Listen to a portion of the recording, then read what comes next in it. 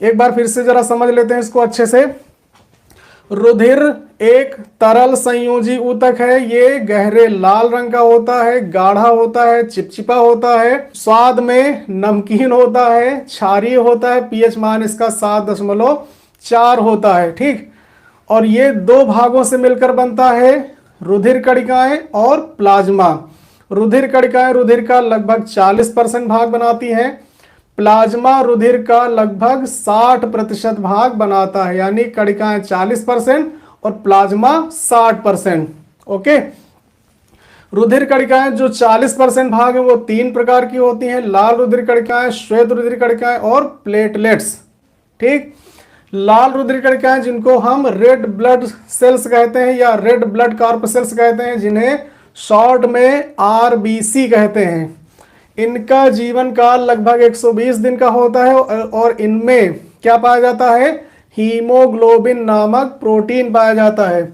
और हीमोग्लोबिन का काम होता है ऑक्सीजन का परिवहन। क्या काम होता है, ऑक्सीजन का परिवहन। और इसी में हीम नामक रंगा पदार्थ होता है जिसके कारण रुधिर का रंग लाल होता है। ओके, कोई दिक्कत। दूसरी कणिकाएं हैं श्वेत रुधिर कणिकाएं। इनका जीवन काल 10 से 13 दिन का होता है। इनको व्हाइट ब्लड कॉर्पसेल्स कहते हैं, यानी WBC। इनका काम होता है टूटी फूटी मृत कोशिकाओं का भक्षण करना और शरीर की सुरक्षा करना। कोई दिक्कत। Number 3 platelets. इनका जीवन काल लगभग 1 सप्ताह का होता है और इनका काम होता है रुधिर का थक्का जमाना।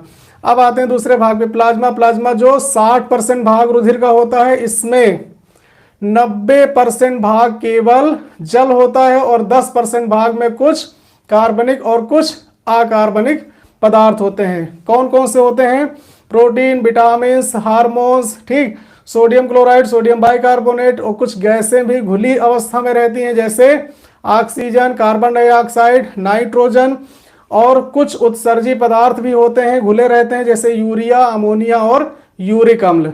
तो ये हो गया पूरा रुधिर। समझ में आ गया।